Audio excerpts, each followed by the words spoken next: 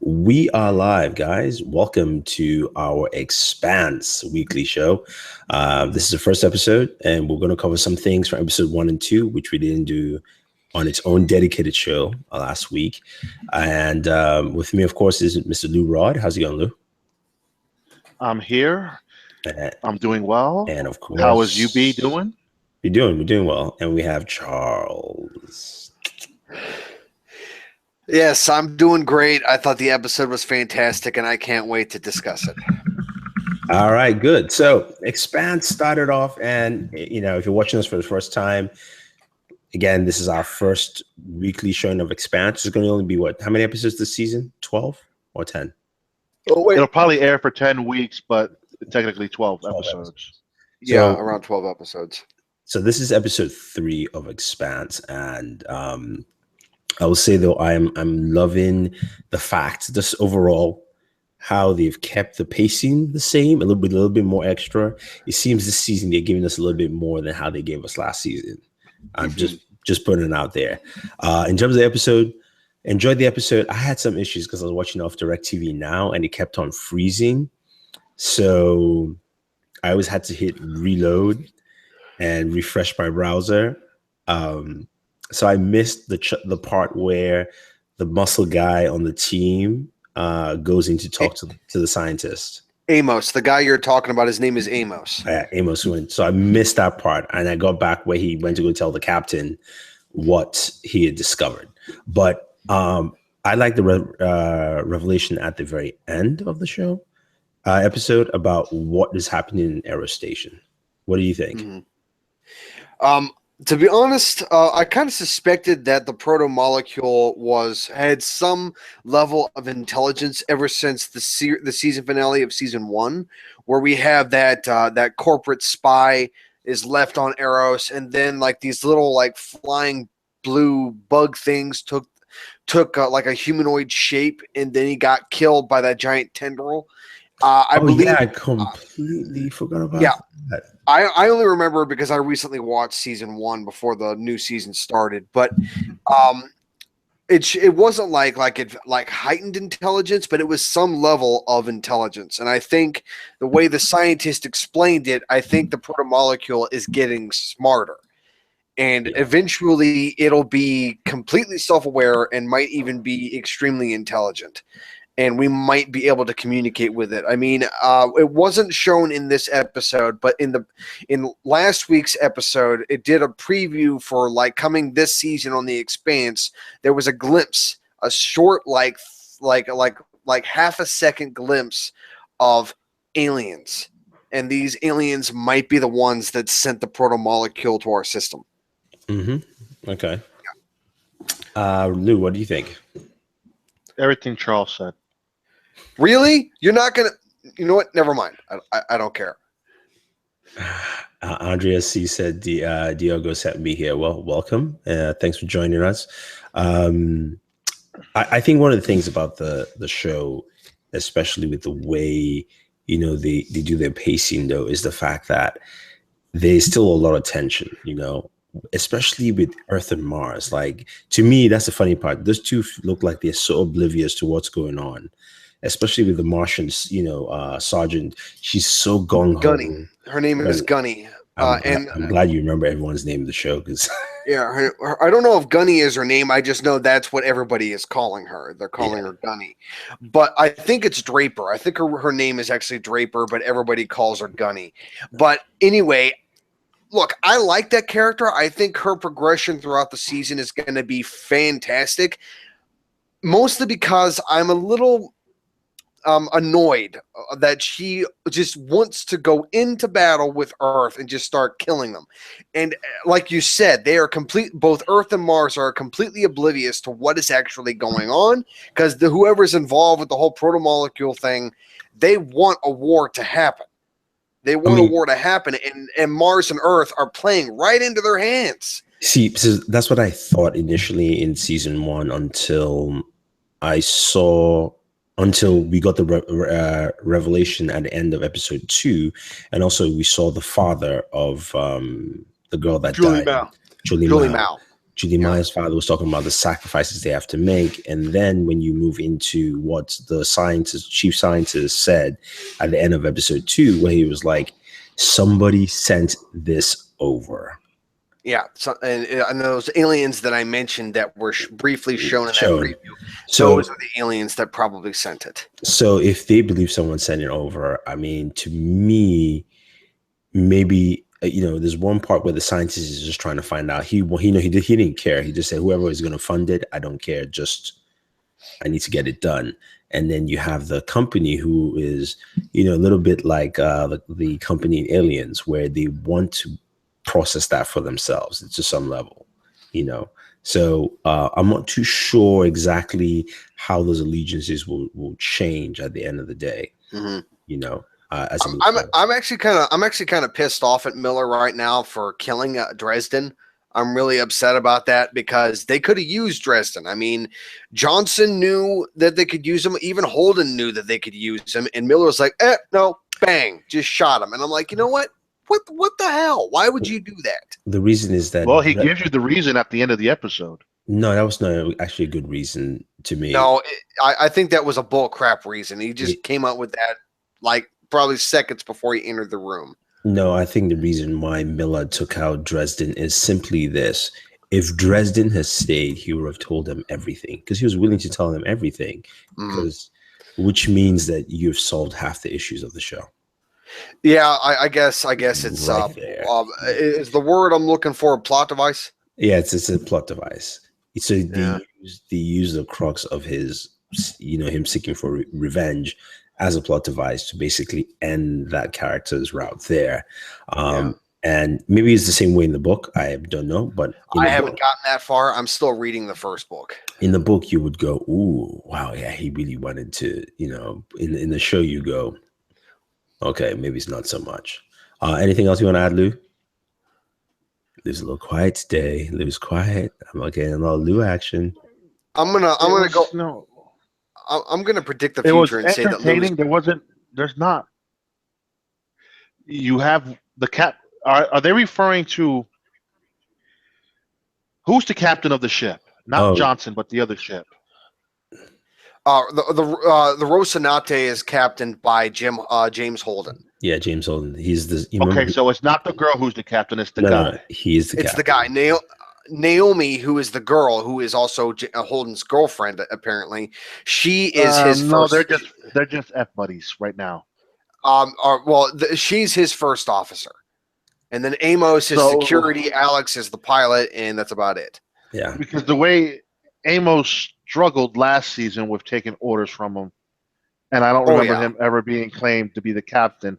But then this episode, he's telling Miller, the captain kicked you off the ship, and that's it. You ain't getting back on. Yeah, but Lou, at the end of last season, Amos finally accepted Holden as captain. He accepted him as captain due to Holden's actions on Eros as everything was going to hell. Amos saw that Holden was worthy of being captain. It's like, yep, you're the captain now. I'll still listen to Naomi, but if you give me orders, I'll follow them too. Yeah. And so that's basically what happened. That's the way he operates pretty much. And I'm a little distracted by Charles's hair, dude. This slick back look has got me a little distracted. Yes, I get it because I got a big ass forehead. Okay. Yeah. No, I mean, I'm not used to seeing the slick backness, man. I think the episode. I wanted to try something new. I mean, Lou saying the episode is slow. Remember, Lou, every episode. I didn't say the episode was slow. I said the episode was good. I enjoyed it. The pacing was great.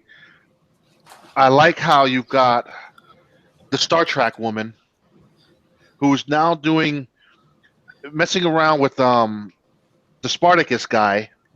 I knew you were going to say that. All right. You're going to need to narrow down who are you talking about? The UN lady. The UN lady, Star Trek woman. Christian. Her name is Christian. Okay, good for her. And the Spartacus guy. We could also call him Captain Boomerang.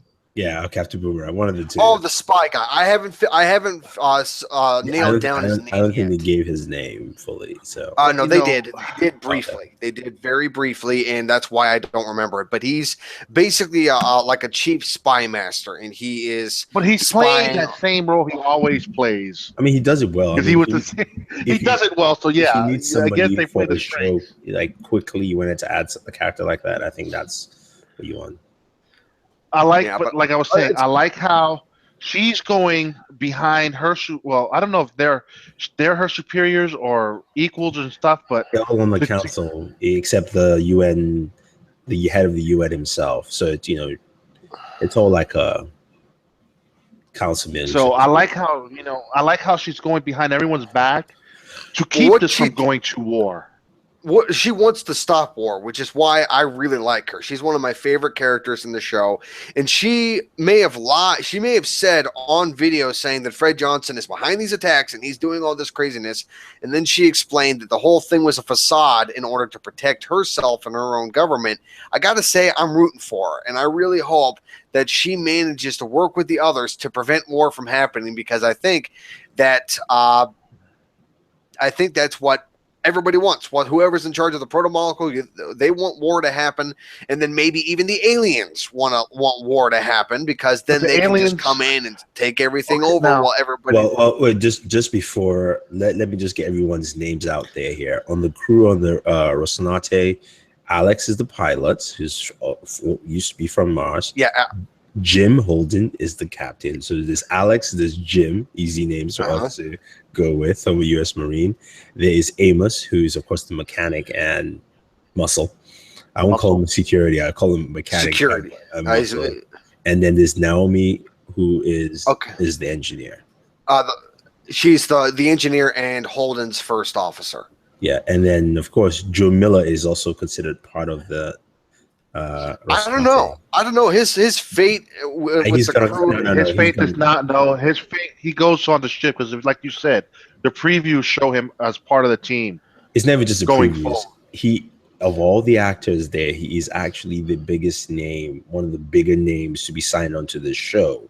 So he's going to be here for a while. He's not going. Oh, I know. I'm not saying that he was going to leave the show. I just don't think that he's going to be a part of the crew of the Rocinante. Oh no, he will be. He will be part of it. Oh man, I don't. He'll be part of the crew going. If he's going to be part of the crew, Holden's not going to like it, because the two of them apparently hate each other now. Yeah, but I mean, he's going to prove himself again when he tries to destroy it, because he's leading that mission. Yeah, and they're going to be using the Mormon ship. They're going to be using the Mormon ship to destroy Eros, and I'm like, dude. I mean, look. I mean, I have nothing against the Mormons, but damn, it's just whole. I mean, it would be nice if you could contact either Earth or Mars to just send some nukes over, right? Well, but that's not enough proof for them to call Earth and Mars and have them join. Yeah, but the other undersecretary, the guy that Christian was talking to at some point in the episode, it wasn't the spy guy; it was the other guy. I can't remember. The one that works for the company. He's Christian. He's Christian's equal. They're both undersecretary. They're both undersecretaries. Yeah. I think it's Saladir. I think his name is Saladir. But yes. Yeah. No. So Christian is an interim secretary general, and then Savadar is the UN undersecretary general of executive administrations, and Jules Perry Mao is Julie Mao's father, who owns that impeccable plot of land in the middle of everywhere where everything is flooded in New York. Yes. And he's also involved with what's been going on with the proto-molecule, because Dresden was working for him originally. Yeah. And as for Mars, the only person is Bobby Draper. So that is the sergeant. That's her name. That's the name I know. Bobby Draper. Okay. Yeah. And then we also have her boss, the captain of her ship. Yeah. I mean, no, like I said, I don't care. Bobby Draper knocked me down with a punch, dude. Like clocked his ass. Yeah, because Draper is a badass. Yeah, but she's a badass now, and I guarantee you she will be teaming up with the Rosinante and all them. That's what I'm thinking too. That's what I'm thinking too, is that eventually she's going to end up interacting with the crew of the Rocinante, and at first they're going to butt heads with each other. She's probably going to be pissed off that they're using a Martian ship, and she's going to be like, "Where'd you get the ship? Why do you have the ship? I'm going to take it back from you." And they're going to butt heads at first, and then eventually she's going to see their side of it, and they're going to work together. That is my theory. They just play videotape and clip from Arrows, man. That solves everyone's problem like this. Yeah, well, you the thing can do is that that, they but got it can the only ship. go but so far.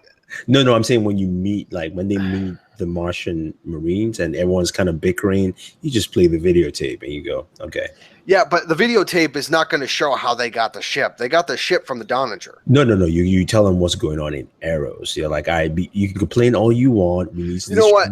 First. You know what? If they were to show her the evidence of what's going on Arrows, she may say like, "Oh, so that's crazy," and she's going to find some weird way to blame it on Earth. She's going to find some way to do it because I swear, the level of hatred that she has towards Earth is bordering on racism.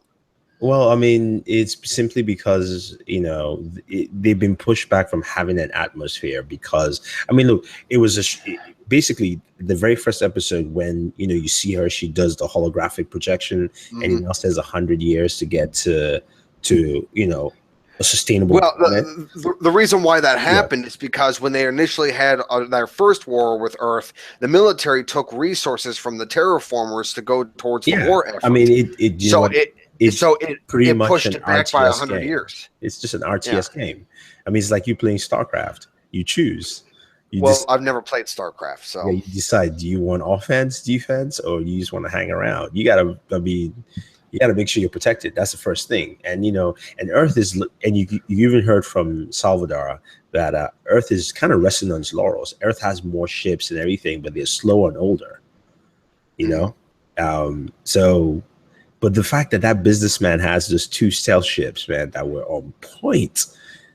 I mean, where did he get? I'm curious as to who built those stealth ships.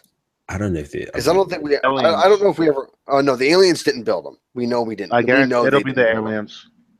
Nope. No. It was. I believe they might. Now that I think about it, they might have mentioned it was a private corporation that built them on Earth. Yeah, that's why they're not Earth ships. I know they're not Earth ships, but just saying. So why would a private corporation on Earth build stealth ships and then give them to Mars? Makes no sense. No. Remember, Mars. They weren't given to Mars. The scientists on those stealth ships were entirely independent. They weren't loyal to Earth or Mars. And I think we got a glimpse of the aliens last season. When? No, the aliens were never even mentioned last season. I know this because I recently watched the first season. You could have watched it, but not everything gets mentioned. Remember when one of the crews got attacked? When one of the crews got attacked, and it wasn't no Mars. When the Doninger went to fight, who was that crew? No one knows who they were. They were in a stealth ship. No, they were could have been the aliens. They were human. They were the security. They weren't humans. Yes, they were. Yes, they were, Lou. Well, they were human, and they were the security team that was on that stealth ship working for the scientists. They were human. There is no proof that they were aliens. Yeah, I know they were human. Yeah. I know they were human because when they were interrogating one of them, you could see through their head, their helmet. It was human. It was obviously human. 100% guarantee human. Okay, now when it comes out to be that you're wrong, you will kick yourself in the butt and rewatch episद 3. I guarantee you're wrong. I am saying this with 110% certainty that I am right on this. They were human. We'll have to wait. And I'll give you that 110% certainty that they're not human. All right, there we go. Anyway, any more thoughts before we round up?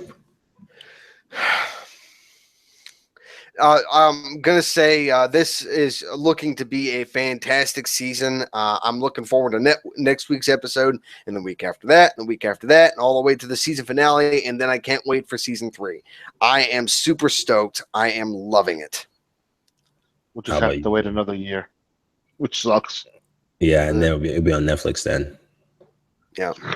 then it'll be a binge. Well, speaking of that, I just recently found out that it looks like that it's not going to be a Netflix original in the U.S. It looks like that it's only going to be broadcast on Netflix as a Netflix original internationally. Oh, then it's still. So then it stays on Sci-Fi. It stays on Sci-Fi. Yeah. All right, cool. Yeah, I don't think Sci-Fi wants to lose it. I think that was the deal, which is kind of like same as Better Call Saul, which is on Netflix International.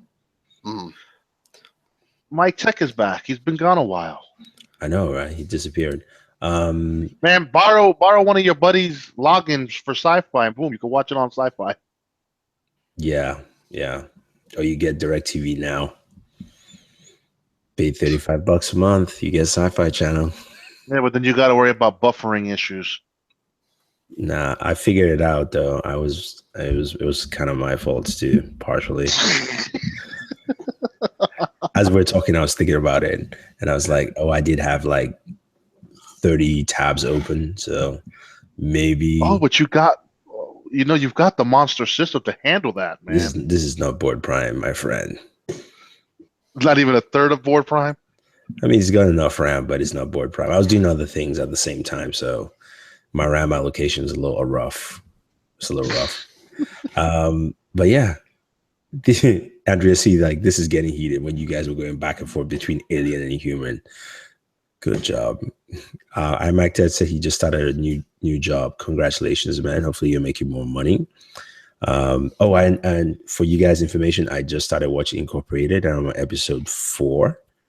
So, oh wow! So it passed your test. It's good. It's good. It's interesting. I told you it was an interesting show. Yeah, I finished Sherlock Holmes last season. I don't watch that crap. You should watch it, Sherlock Holmes. You like it. Nah. Have you watched it? Have you watched an episode? I don't care for that type of stuff, so I will never watch it. No. I didn't care for the Sherlock Holmes movies. No. Oh, that's the thing. It's not like the movie. It's not like the US show. Movie. I just look. BBC shows that I'm willing to watch, and that ain't one of them. Okay, there are certain shows you asked me to watch and I watched, so you have to watch one episode 1 of Sherlock Holmes. Go and watch it. You have no choice now. Here, you watch Peaky Blinders, I'll watch Sherlock Holmes. Oh, I'm going to watch Peaky Blinders, definitely. When the series is finally over, I'll watch it. Don't worry. Yeah. Been trying to get you to watch. Me and Sam have been trying to get you to watch Peaky Blinders. Oh no! I watched a bit of Peaky Blinders, and I was like, all right, fine. I'm gonna watch. Start at the beginning and watch the show. So I'm in a Peaky Blinders. I just need to finish. It's a good show. So watch Sherlock Holmes. You like it. You should review Legends of Tomorrow. Join us on. We do tomorrow. Thursday night. We review all the comic book shows. We do Flash.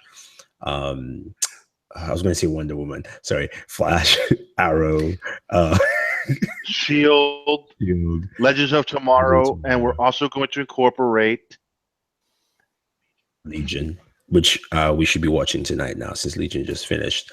And then I'm going to watch that when we're done here. And I'll add some comments on Powerless as well, since I'll watch Powerless. Oh no, you know what? No, I am not watching that. I watched that episode. The show's useless. I mean, I did like one joke in there. Not even the jokes hit. The show's stupid. It has nothing to do with insurance claims. They just build tech. No, thank you. Yeah, they changed it from insurance claims to tech because you can't have. It was. I mean, I did like the joke where the guy was like, "I know how they can, you can stop Superman from crashing into buildings, kryptonite glass," and it's like, so what happens if Superman wants to save people inside buildings? Oh, I didn't think about that. I was like, it was a little funny. I mean, they need a lot of work done on it. Yeah, they need a lot. The show sucks. I guess it's a good thing that I decided to avoid it then. Yeah, they need a lot of work. I mean, like, if who knows what they can do. But anyway, Legion and Legion also. So stay tuned. We have a bunch of shows to watch and showcase. Very, and then at the end of the year, we're going to add Black Lightning. So, well, Black Lightning will probably debut September in the fall of this year. So yeah, it says, yeah. The question is, where do they stick it? I hope they keep the current lineup and then just add it to the Thursday lineup. No, and then that gives us room for another Friday show. yeah, because basically Black Lightning is supposed to be the story synopsis from what they had before was he was a superhero and then he hung up his calling, and then because of his daughter and I think another family member, he decided to come out of retirement. So basically he's an older superhero compared to everyone in that whole crew of Legends of Tomorrow and the rest of them. But we'll see how it turns out. All right, that is it. As usual, we always add other discussions after our review, or should I say, I add discussions after the review. So apologize, guys. Thanks. It gives the crowd to know a little. Gives them something to come back to. Yeah, like you watching one episode. Okay, how about this? By next Wednesday, you watch one episode of. Is it on Netflix? Yes, on Netflix. Everything. Oh fuck! And I'll watch one episode of Peaky Blinders. The difference is Peaky Blinders will suck you in and keep you wanting to watch more because it's just that good gangster stuff from London. Sherlock Holmes, I don't care if you solve it. I just don't care for that crap. So I know I ain't gonna watch it after episode 1. You'll watch it. You keep. That's the thing. Everybody keeps thinking Sherlock Holmes is just about him solving, and then you realize that it's not about him solving. It's the fact that when he solves, the man basically insults you, and he has so many skill sets that you have no idea. You have no idea this guy can actually fight. Compared to the old Sherlock Holmes, who's always like, Watson, take care of this for me, or something like that. That's the difference with the show. It's just very unassuming until you watch it. So I'd rather watch Luther. Yeah, Luther's good too. I mean, yeah. So anyway, guys, thank you very much. Episode. I know I ain't gonna like it. But thank you. You know what? To make it even better, watch 2 episodes and I'll watch 3 of Peaky Blinders just to make you feel happy. Why don't we wait till after the season's done for this? No, because you already have a busy slate, and it's hard for you to keep up with what you got on your plate now. I was going to raise my fingers, but I'm just going to keep my hands up. All right, guys. I can't even get you to watch the 100 while it's in season. No, that one, I already dedicated that one as my binge. Okay. So just leave me alone. What about 24? Sam likes it. So you haven't checked it out yet? Like I said, we were watching it without sound and Sam was enjoying it. So I'll check it out. I'll check out 24. How about Humans? I like Humans. I enjoyed the show. It's a light version of Westworld. That's how I'll put it. Without the Westworld mystery. It doesn't have the mystery involved. It's more about the AI itself. Westworld has so much mystery and, story bending left and right. So this is a little different. All right, guys, that is it. Thank you very much for watching, everyone. Don't forget to like and subscribe to the channel. When you hit the subscribe button, also hit the notification next to it so you can get notified about new videos on the channel. And this is Thunder E saying thank you. Check out wow, sorry, I just swallowed a bucket of air at that point. Check us out on Twitter at OnBoored and also our Instagram page at OnBoored. Thank you very much. And then you can follow him at boardatwork.com. Continue. Charles is Charles G-O-T-R. Oh, no, he changed it to Charles Weedman. I changed it back to Charles G-O-T-R. Okay. Oh, well, Jesus Christ. Well, that one. And I'm Buddha Rod. And as always, thank you for watching. Like, share, subscribe, and always enjoy your entertainment. Thanks. Bye-bye.